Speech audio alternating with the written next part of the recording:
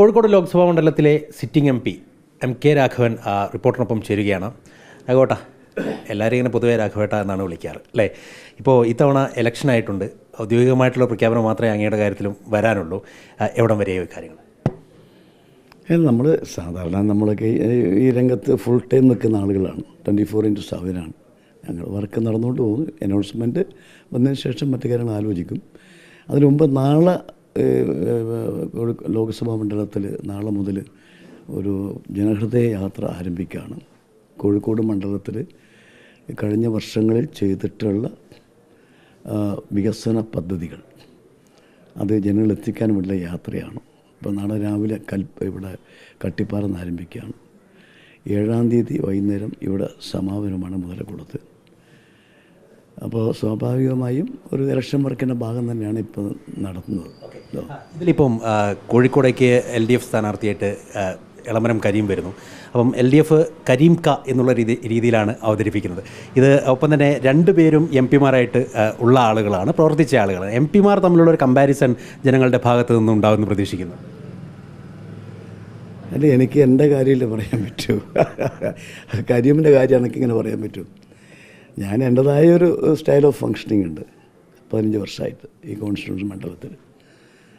അപ്പോൾ എൻ്റെ വർക്കുമായി ഞാൻ മുന്നോട്ട് പോകുന്നു. പിന്നെ ഞാനെന്നും എല്ലാവരും കാണുന്നു, സംസാരിക്കുന്നു. അതിൽ പ്രത്യേകിച്ച് കക്ഷി രാഷ്ട്രീയമോ ജാതി മതവുമില്ല. എല്ലാവരെയും ബന്ധപ്പെടും, എല്ലാവരും വരും, എല്ലാവരും കാര്യം പറയും, കഴിയാവുന്ന കാര്യങ്ങൾ സഹായിച്ചു കൊടുക്കും. ജനങ്ങളുടെ കൂടെ ഞങ്ങളോടൊപ്പം സ്ഥിരമായി നിന്നുകൊണ്ടാണ് എൻ്റെ എല്ലാ പ്രവൃത്തിയും ഇതുവരെ ഉണ്ടായിട്ടുള്ളത്. അല്ല, ഞാൻ ചോദിച്ചത് ഈ MP എന്നുള്ള നിലയിലുള്ള പ്രവർത്തനം ഉണ്ടല്ലോ. ഇപ്പം രണ്ടുപേരും അത്തരത്തിൽ വന്നിരിക്കുന്ന ആളുകളാണ്, പൊസിഷൻ കീപ്പ് ചെയ്ത ആളുകളാണ്. അവരുടെ പ്രവർത്തനം സ്വാഭാവികമായിട്ടും ജനങ്ങൾ നോക്കിക്കാണാനുള്ള സാധ്യതയുണ്ടല്ലോ. അങ്ങനെ ഒരു കമ്പാരിസൺ ഉണ്ടാകുമെന്ന് അങ്ങ് പ്രതീക്ഷിക്കും. അത് ഞാൻ പറയുന്നത് ശരിയല്ലോ. കാരണം അത് ജനങ്ങളാണ് തീരുമാനിക്കേണ്ടത്. കമ്പാരിസൺ നടത്തുന്ന ജനങ്ങളാണ്. ഏത് ഈ രണ്ടുപേരുടെയും എങ്ങനെയാണ് അവരുടെ സ്റ്റൈൽ ഓഫ് ഫങ്ഷനിങ്, അവരെന്തെല്ലാം ചെയ്തു, എന്തെല്ലാം ചെയ്യുന്നു, ഈ വിധി നിർണ്ണയിക്കുന്ന അവരാണ്, ഞാനല്ലോ. ഞാൻ പറഞ്ഞിട്ടും കാര്യമില്ലോ. അപ്പോൾ വിധി നിർണ്ണയിക്കുന്നവരാണ്. എല്ലാം ജനങ്ങളെ കയ്യിൽ കിടക്കുകയാണ്. കോഴിക്കോട് ജനങ്ങൾ പ്രബുദ്ധരാണ്, അതിപ്രബുദ്ധര കോഴിക്കോട് ജനങ്ങൾ. സമയം വരുമ്പോൾ കൃത്യമായ തീരുമാനം എടുക്കാൻ അറിയുന്നവരവർ. ഇത്തവണ അതെടുക്കുന്നതാണ് എൻ്റെ പ്രതീക്ഷ. മറ്റൊന്ന്, ഈ രാഷ്ട്രീയമായി തന്നെ CPM അല്ലെങ്കിൽ LDF പറയുന്നത് മതേതരത്വം സംരക്ഷിക്കുന്നതിന് വേണ്ടി, രാജ്യത്തെ നിലനിർത്തുന്നതിന് വേണ്ടി കോൺഗ്രസ്സിന് സാധിക്കില്ല. അതുകൊണ്ട് തന്നെ ഇത്തവണ പൂർണ്ണമായും 20 സീറ്റുകളും കേരളത്തിൽ തന്നെ പിടിക്കാൻ കഴിയുമെന്നുള്ള ആത്മവിശ്വാസം പ്രകടിപ്പിക്കുന്നു. എളമരം കരീം ഉൾപ്പെടെ ഇന്നലെ അത് പറയുകയും ചെയ്തിട്ടുണ്ട്. അങ്ങ് അതിനെ എങ്ങനെയാണ് നോക്കിയത്? അല്ല, അവർ ഇന്ത്യയിൽ എത്ര സീറ്റിലാണ് മത്സരിക്കുന്നത്? ഇപ്പോൾ കോൺഗ്രസ്സിന് കുറ്റം പറയുന്ന ആളുകൾ, ഞങ്ങൾ 350 സീറ്റിലാണ് മത്സരിക്കുക കോൺഗ്രസ്. CPM എത്ര സീറ്റിലാണ് മത്സരിക്കുന്നത്? അവർക്കെങ്ങനെ ഇന്ത്യയിൽ ഒരു ഫാസിസ്റ്റ് വിരുദ്ധ പോരാട്ടം നടത്താൻ സാധിക്കും? എവിടെയാണ് അവരുടെ കെൽപ്പ്? എവിടെയാണ്? കേരളം വിട്ട എവിടെ അവർക്കുണ്ട്? ആന്ധ്രയിൽ കോൺഗ്രസുമായി സഖ്യമാണ്, മറ്റ് സ്റ്റേറ്റുകൾ കോൺഗ്രസുമായി സഖ്യമാണ്. ഇപ്പോൾ ഇന്ത്യയിൽ ജനാധിപത്യ മതേതര ആശയങ്ങൾ സംരക്ഷിക്കുന്ന പായക പാർട്ടി കോൺഗ്രസ്സാണ്. അതിൻ്റെ നേതാവ് രാഹുൽ ഗാന്ധിയാണ്. ഫാസിസ്റ്റ് വിരുദ്ധ പോരാട്ടം രാഹുൽ ഗാന്ധി നടത്തും പോലെ ഇന്ത്യയിൽ ആരെങ്കിലും നടത്തുന്നുണ്ടോ? നിങ്ങൾ തന്നെ പറയും. ഏതെങ്കിലും നേതാവിനെ കാണിച്ചു തരുമോ? ഇങ്ങർക്ക് രാഹുൽ ഗാന്ധി അതിശക്തമായി മുന്നോട്ട് പോവുകയാണ്.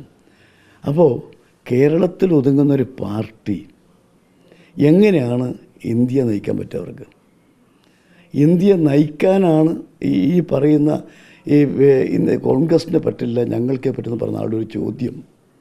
ഇതാരെ സഹായിക്കാനാണ്?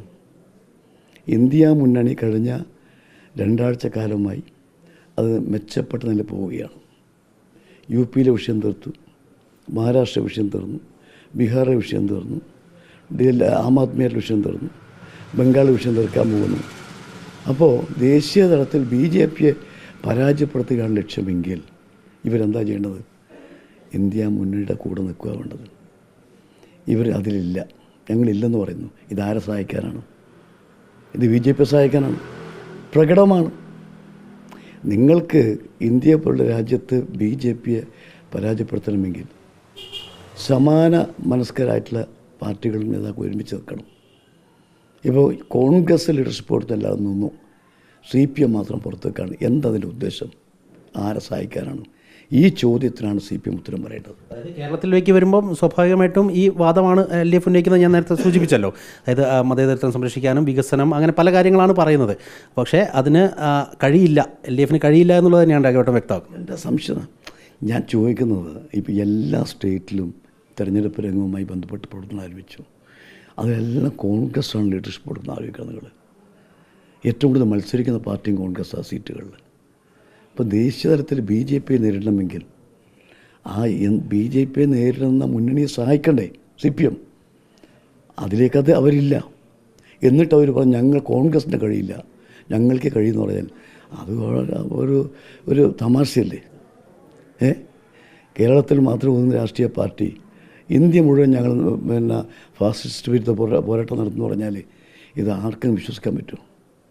ജനങ്ങൾ തള്ളിക്കളയുമെന്നുള്ളത് തന്നെയാണ് രാഘവേട്ടൻ പറഞ്ഞു. സംശയം എന്താ? ഓക്കെ, മറ്റൊരു കാര്യവും കൂടി. ഇപ്പം രാഹുൽ ഗാന്ധി കഴിഞ്ഞ തവണ ഇവിടെ വയനാട്ടിൽ വന്ന് മത്സരിക്കുന്നു. വലിയൊരു തരംഗം അതിൻ്റെ ഭാഗമായിട്ട് ഉണ്ടാവുകയും ചെയ്തിട്ടുണ്ട്, റിയാലിറ്റിയാണ്. പക്ഷേ ഇത്തവണ രാഹുൽ ഗാന്ധി വയനാട്ടിൽ വരുമോ ഇല്ലയോ എന്നുള്ളത് സംബന്ധിച്ചുള്ളൊരു വ്യക്തത ഇപ്പോഴും വന്നിട്ടില്ല. ഒരു അവ്യക്തത അവിടെ നിലനിൽക്കുന്നുണ്ട്. അങ്ങ് എന്താണ് പ്രതീക്ഷിക്കുന്നത്? രാഹുൽ ഗാന്ധി വയനാട്ടിലുണ്ടാവും? അല്ല, കോൺഗ്രസ് ഹൈക്കമാൻഡാണ് തീരുമാനിക്കുന്നത് എവിടെ മത്സരിക്കണം, ആര് മത്സരിക്കണം. തീരുമാനം 2 ദിവസം കൂടി ഉണ്ടാവും. അദ്ദേഹം ഇവിടെ മത്സരിച്ചാലും ഇല്ലെങ്കിലും ആ തരംഗം ഇവിടെ ഉണ്ടാവുമെന്ന് പ്രതീക്ഷിക്കും. ഇന്ന് ഇന്ത്യയിൽ ഈ പ്രതിപക്ഷ ഐക്യത്തിൻ്റെ മുന്നണി പോരാളി രാഹുൽ ഗാന്ധി തന്നെയാണ്. അദ്ദേഹത്തിൻ്റെ യാത്ര ഒരു മഹാസംഭവമാണ്. അപ്പോൾ രാഹുൽ ഗാന്ധി തന്നെയാണ് നേതാവ്. അദ്ദേഹം നേരത്തെ ഇവിടെ പറഞ്ഞ പോലെ അദ്ദേഹത്തിൻ്റെ യാത്രയിലുണ്ടാകുന്ന ചലനം ഭയങ്കരമല്ലേ? 10,000ങ്ങളാണ് UP പങ്കെടുത്തത്. അപ്പോൾ ദേശീയ രാഷ്ട്രീയത്തിൽ അധികാരമില്ലെങ്കിലും ജനങ്ങളോടൊപ്പം നിൽക്കുന്ന രാഷ്ട്രീയ നേതാവ് രാഹുൽ ഗാന്ധിയാണ്. അതുകൊണ്ട് കോൺഗ്രസ് ഹൈക്കമാൻഡ് തീരുമാനിക്കും ആര് മത്സരിക്കണം വേണ്ട. 2 ദിവസം കൊണ്ട് ഒരു ആവശ്യം അന്ന് തീരും. കണ്ണൂരത്തെ കാര്യത്തിൽ ചില വാർത്തകളൊക്കെ പുറത്തേക്ക് വരുന്നുണ്ട്. പ്രസിഡന്റ് ഒരു പക്ഷേ മത്സരിക്കാൻ സാധ്യതയില്ല, അദ്ദേഹം മറ്റാരെങ്കിലും ആയിരിക്കും മത്സരിക്കുക. അതേസമയം തന്നെ കഴിഞ്ഞ ദിവസം അദ്ദേഹം മത്സരിക്കും എന്നുള്ള കാര്യത്തിലും വാർത്തകൾ വന്നിട്ടുണ്ടായിരുന്നു. ഇങ്ങനെ ഈ പ്രബലമായ നേതാക്കളൊക്കെ ഒരു മാറ്റം അല്ലെങ്കിൽ പിൻവലിഞ്ഞ് നിൽക്കുന്നത് ഏതെങ്കിലും തരത്തിൽ ഈ തെരഞ്ഞെടുപ്പിനെ ബാധിക്കാനുള്ളൊരു സാധ്യത ഉണ്ടോ? ഇല്ല. അത് പിന്നെ സ്വയം തീരുമാനിക്കുന്നതും പാർട്ടി തീരുമാനിക്കുന്നതാണല്ലോ. ഈ മത്സരിക്കുന്നില്ല എന്നുള്ളത് പാർട്ടിയാണ് തീരുമാനിക്കുന്നത്.